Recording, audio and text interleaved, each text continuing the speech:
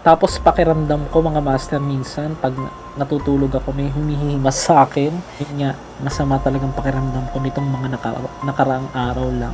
Pakiramdam ko talaga guys, kinukulam ako eh. Wala kang karapatang mangkukulam ka.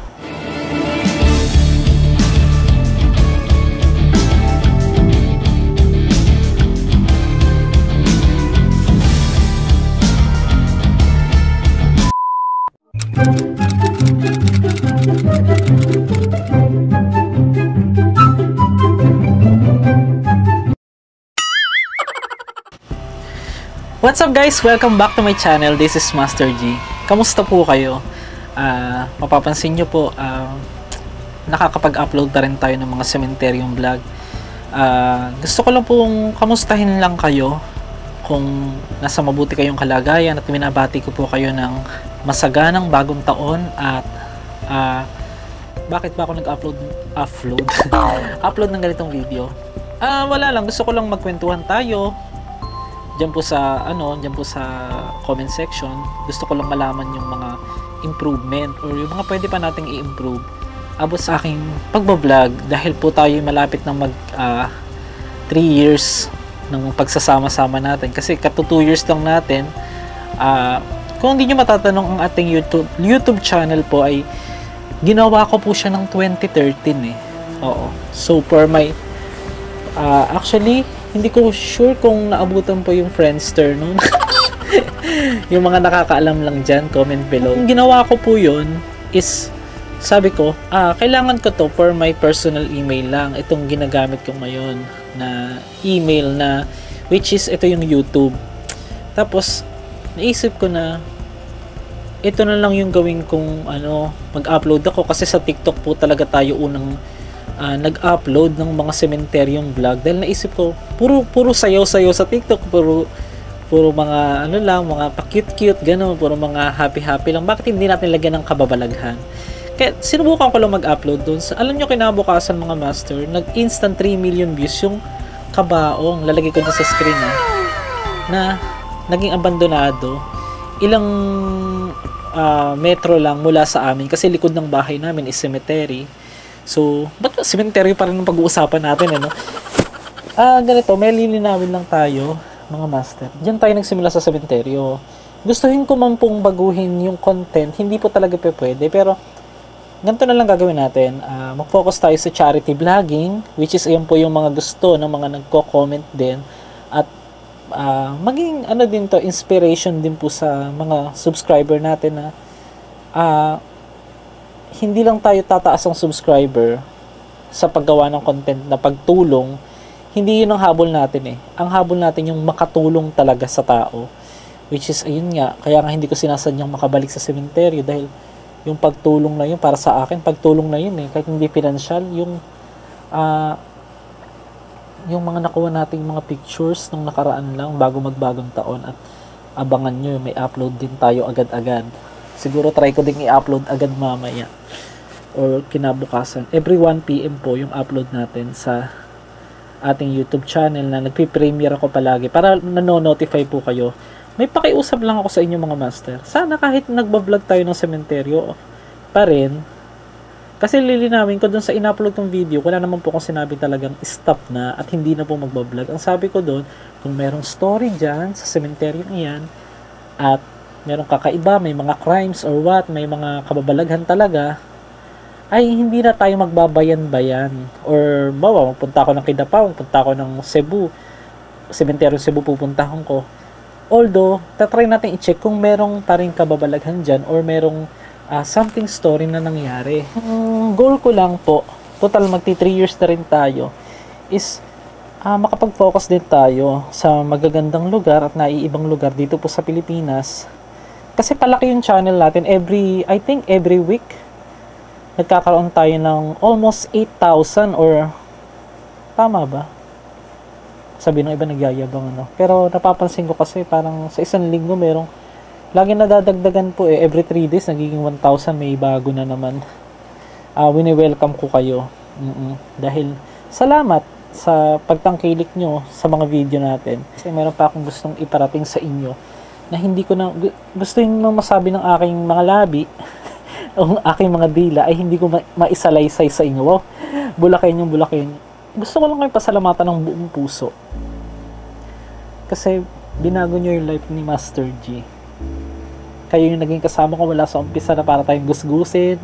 Punta lang tayo ng punta na sa mga sementeryo, kung saan saan. Alam ko, mula noon hanggang ngayon, sinuportahan nyo ako.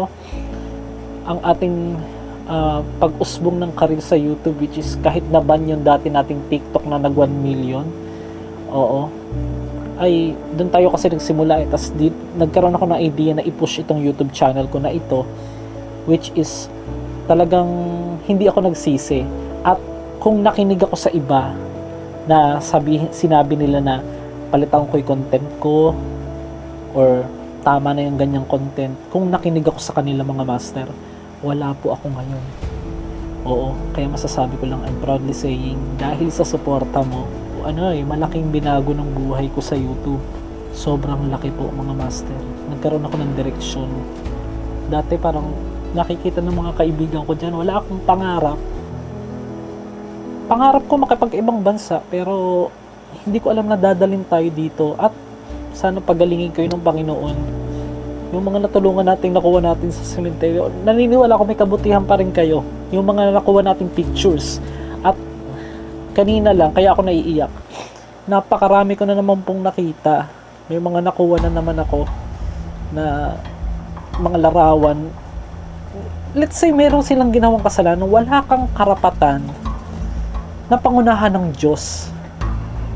Wala kang karapatang mangkukulam ka.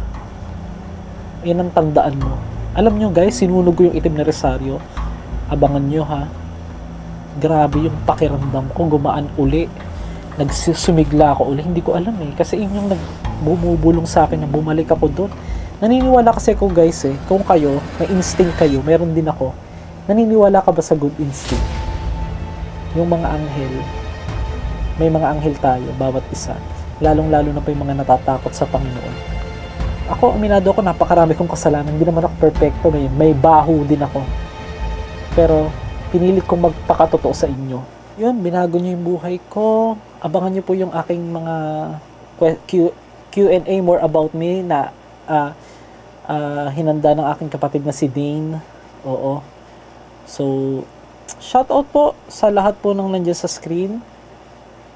Malimit man ako mag-shoutout, pero hindi ko kayo maisa-isa. Alam ko sa puso ko na mula noon hanggang ngayon ay minamahal nyo po si Master G. So far, sasabihin ko lang, uulitin ko sa mga bagong makakapanood po, inuubos ko lang po yung mga vlog ko sa sementeryo, yung mga na-shoot ko na. Pero nitong, yun nga, kanina lang, kasi anong oras na ba ngayon? Alas 2 ng madaling araw mga master. Pero, naging sumigla na uli yung katawan ko, kasi pakiramdam ko talaga guys, kinukulam ako eh. Hindi sa pakiramdam ko. May time na kumakalabog yung pinto, may time na kahit walang tao, biglang may kumakatok. Narinig naman siguro ng iba dyan yung mga previous na upload ko.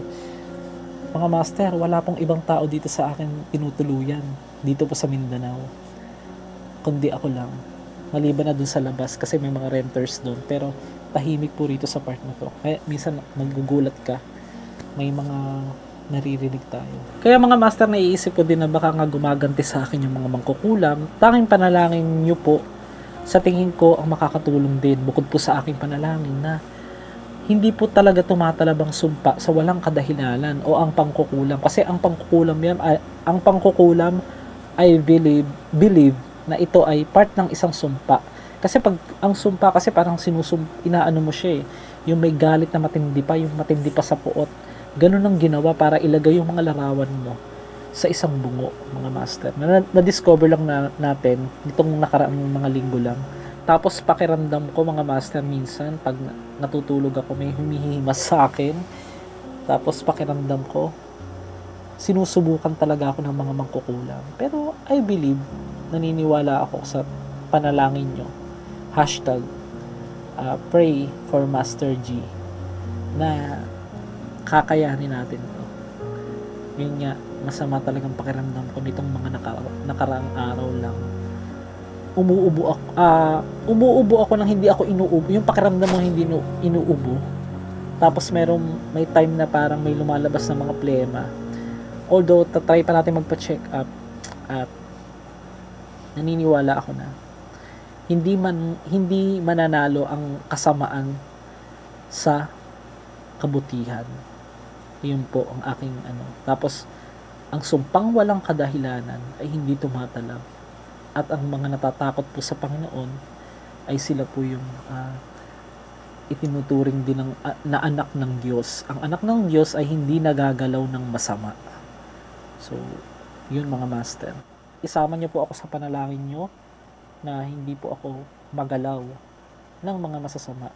Matapos pong maibulgar ang kanilang mga kawalang hiyaan na pangsariling pangganti or pangsariling ano nila sa kanilang ginawa. So, ang announcement, pasensya na, natagalan tayo kasi sobrang busy ko talaga. Sa mga GCash winners, abangan nyo. At pakishare ang video ito at pakilike din para po sa mga suporta. Sana po mga master, lalong-lalo na po sa mga nanonood po sa YouTube TV, sa kanilang mga smart TV, ay meron po dyang option na makakapag-subscribe po kayo. Naniniwala ako na yung mga nanonood sa YouTube TV, hindi lang yun yung mga yung mga subscriber natin diyan na 700, mag-road to 800 na tayo, 800,000. Ay naniniwala po ako na hindi lang po iyan eh. Ang mga nanonood o nakasubaybay talaga kasi yung iba hindi makasubscribe dahil nga nanonood lang sila sa YouTube TV. Tama ba ako? Comment below. So sana kung magagawan natin ng paraan, if you don't mind po, ay mag-subscribe po kayo. Meron naman pong option diyan sa may mga screen ng TV ninyo, may nakalagay naman po. Pag pinindot niyo yung YouTube ko, yung home, tapos makikita nyo doon yung subscribe, pwede nyo yatang i-click kung di ako nagkakamali. So, yun lang guys, hindi na ako masyadong magpapatagal ng mga pero huwag kayong manibago, huwag kayong magalit yung iba na bakit nag-upload pa rin ako sa sementeryo. Ulitin ko, may mga inuubos lang tayong na-shoot na, at yung pinaka-latest na i-vlog na lang natin is yung abandoned na church. Oo, sa gitna po ng sementeryo. At yung na-shoot ko yun, itong nakaraan lang, tapos yung last na, yung kanina lang na binalikan ko yung sementeryo para sunugin yung rosaryo, at nakadiscover po tayo ng I think 10 or 12 na mga pictures na naman na bago, at kitang kita talaga yung mukha nila. Abangan nyo rin yung ating interview exclusive kay Sir Jemboy, yung nakita natin sa bungo na nakakaramdam daw talaga sila ngayon ng panghihina. Pero hindi ko lang sure kasi nasunog ko na yung rosaryo kanina at nanalangin na rin ako dun sa sementeryo. Hindi ko po alam, pero nanampalataya po kung pinakinggan ako ng Panginoon na nagtatanong, wala bang yan si Master Gala? Wala bang pangontra yan? Sasabihin ko po sa inyo, wala po akong pangontra. Hindi, ang ating tamang pangontra lang, tanging pangontra ay ang pananampalataya ng mahigpit sa Panginoon. Yan, Happy New Year mga Master.